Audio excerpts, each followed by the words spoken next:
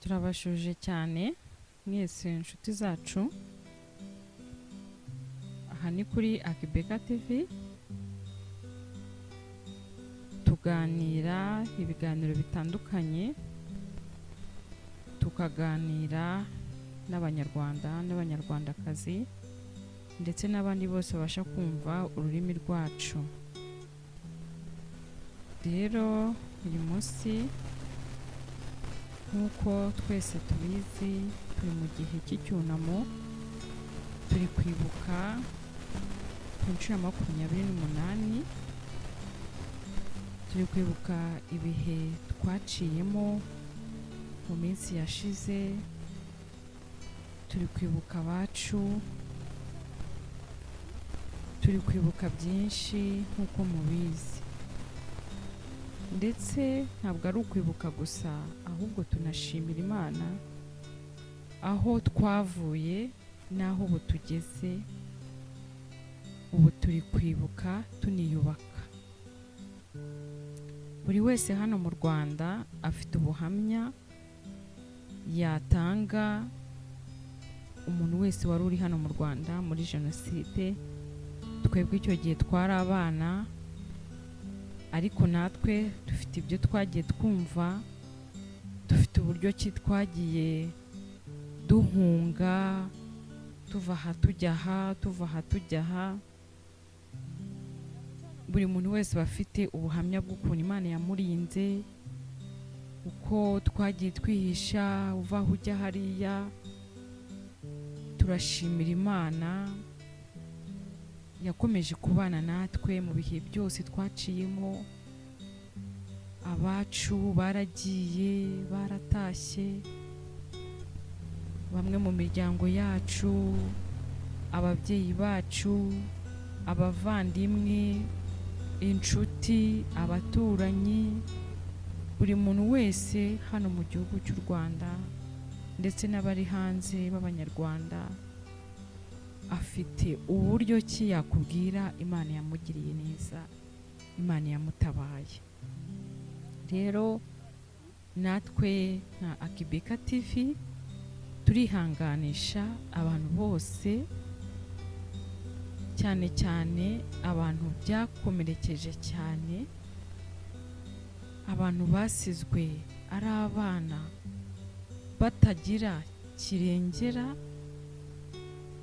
Umwana akakubwira ngo njyewe nta nubwo nzi mama, sinzi papa, sinzi abavandimwe. Hari abantu tuzi b'inshuti zacu, ndamufite n'inshuti yanjye ari muri Canada, twariganye, ntabwo azi ababyeyi be. Ndamufite n'undi ari hano mu Rwanda, nawe ni umumama, ntabwo ntazi ngo iwabo ni he, yavukiye he. Hari n'abandi babiciwe bareba, ababo bakabica bareba, bagasigara bonyine. Hari abantu kubwira ngo umugabo wanjye bamwishe ndeba, cyangwa umugore wanjye bamwishe ndeba, abana banjye babishe ndeba. Abo bantu bose turabihanganisha ngo mukomere. Uwiteka Imana arabazi kandi arabakunda, kandi mufite ibimenyetso byinshi birenga kimwe byerekana ko Imana muri kumwe. Hari n'abandi benshi mu buryo butandukanye, ababuze abakazana, ababuze ba nyirabukwe, ba nyirasenge. Mbese buri muntu wese aba afite umuntu. Biragoye kubisobanura, ariko ushobora no kuba warabuze inshuti yawe muri icyo gihe. Nk'abantu bakuru bari bafite inshuti, umuntu akabura fiyanse,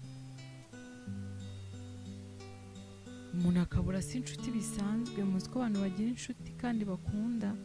Abaturanyi mwese, Imana ikomeze kubafasha, Imana ikomeze kubafataho.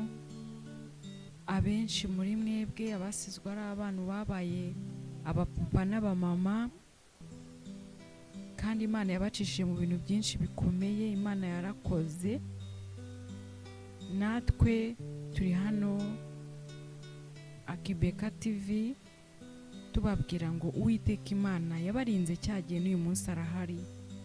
Imana yaturinze cyagiye n'uyu munsi irahari, iraturinze.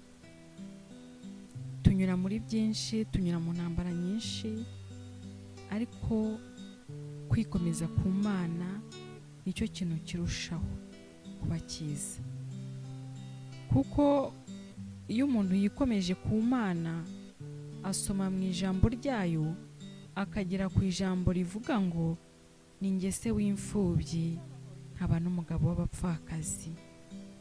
Iryo jambo riri gukomeza umutima, rikaguha imbaraga, maze rikagutera kutigunga wumve kuri wenyine, rikaguhagurutsa rikagukura mu bwigunge, rikagusangisha bene so mu nzu yayo, maze mukunga ubumwe, ukahasanga ababyeyi, ukahasanga n'abavandimwe. Mwibuke rya jambo rivuga ngo twebwe iyo turi mu nzu y'Imana, abo tuhasanze batubera abavandimwe, kuko Uwiteka Imana ni umubyeyi wa twese.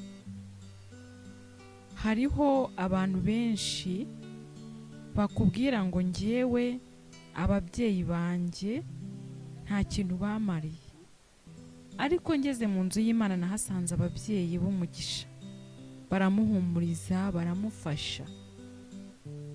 Ari hahandi uhita wumva ko rwose mu nzu y'Imana tuhabonera byose, tuhabonera inshuti, tuhabonera abavandimwe, tuhabonera imiryango.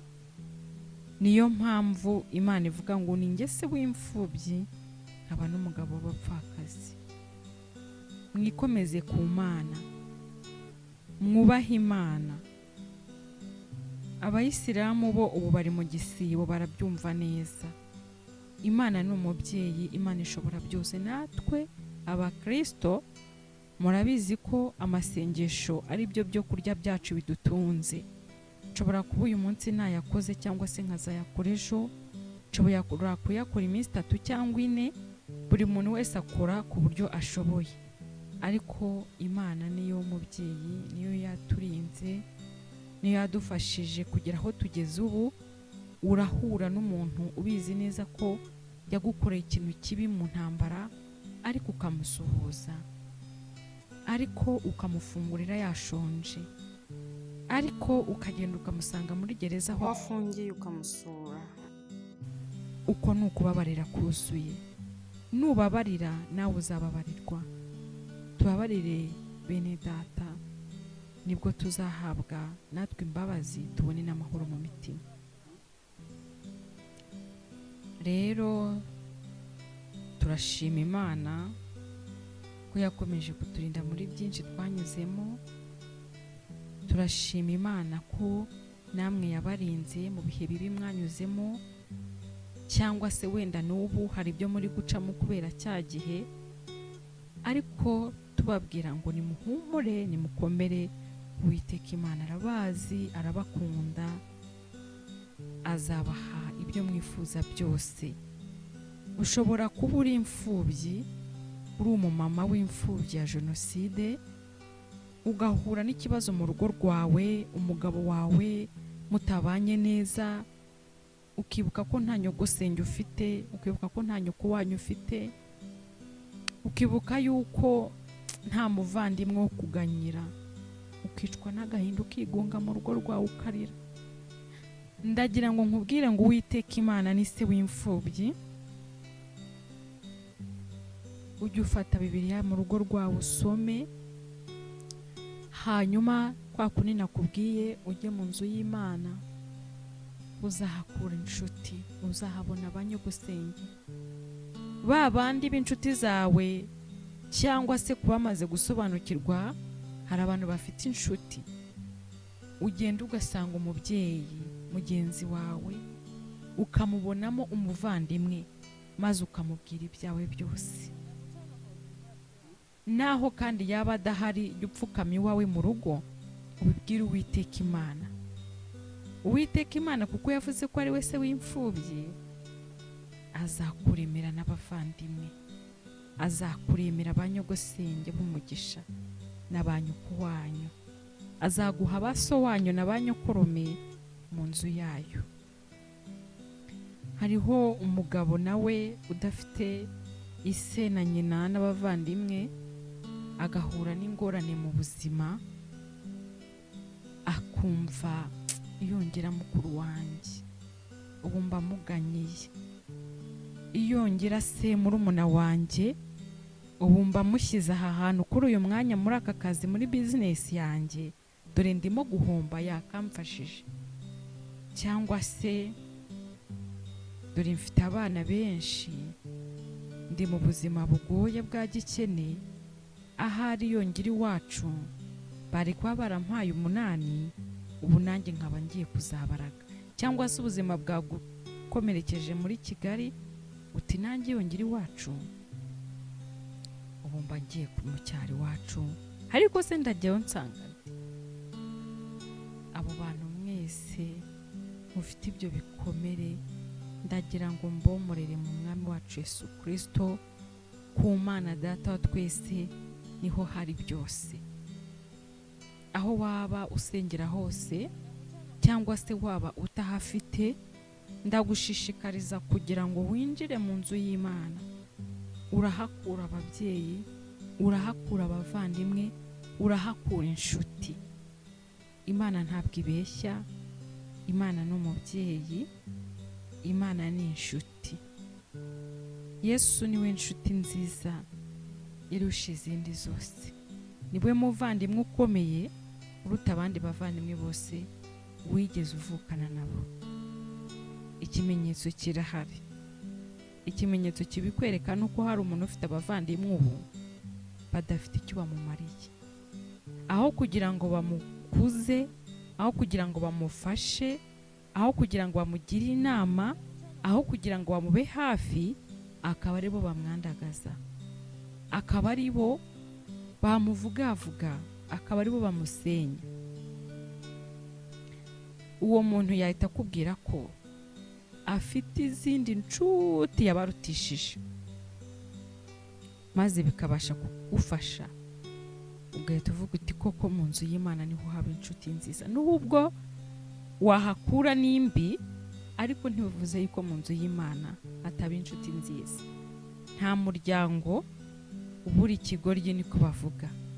Mu nzu y'Imana haba abantu beza n'ababi, babandi baba baje kwishushanya, ababa baje ari abakozi ba Satani barahari.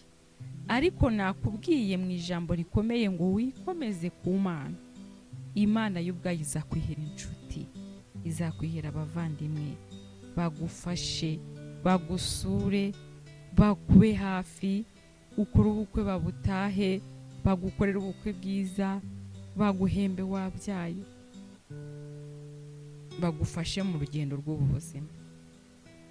Kandi niba wumva warahisemo kuba wenyine, ndagira ngo nkumenyeshe ko atari yo nzira y'ubutsinzi, kuko abantu hano ku isi nibo Mana inyuramo.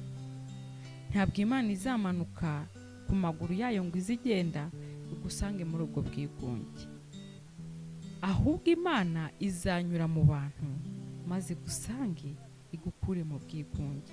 Babandi bagusuhuza, babandi bagusura, babandi bakuganiriza, burya niba Imana inyuramo ikagusura. Ndagira ngo mbabwire ngo mubohoke mu mitima, mwisanzure, ariko muhungire no kuwiteka, niho hari ubuhungiro bwuzuye.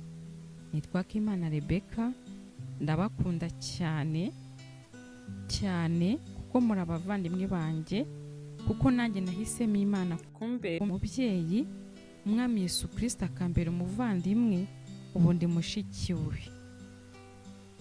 Namwe nimwikomeze kuri we, azabarengera, azabagirira neza. Muze tuba abavandimwe Umwami wacu Yesu Kristo, muze tuba abavandimwe k'Uwiteka Imana yonyine. Murakoze cyane. Twashimaga Imana yaturinze mu bihe byinshi twaciyemo, ikaturinda kuva muri 94. Uyu munsi tukaba duhari dushima Imana, turaba mama, abandi ari abapapa, hari abakiri abasore n'inkumi, abandi icyo gihe bari abamama barahari, ni abamama bakuze, abandi ni abakecuru. Buri wese mu rugero rwe arahari kandi arashima Imana. Buri wese mu ruhande rwe uko byagenze yabikubwira, arashima Imana. Natwe twari twashatse kwifatanya n'abanyarwanda bose muri rusange dushima Imana ko yaturinze, kandi ibimenyetso by'uko ikomeje kuturinda turabibona, ibimenyetso by'uko ikomeje kubana natwe turabibona. Murakoze cyane kudutega amatwi, naho utaha. Ciao ciao.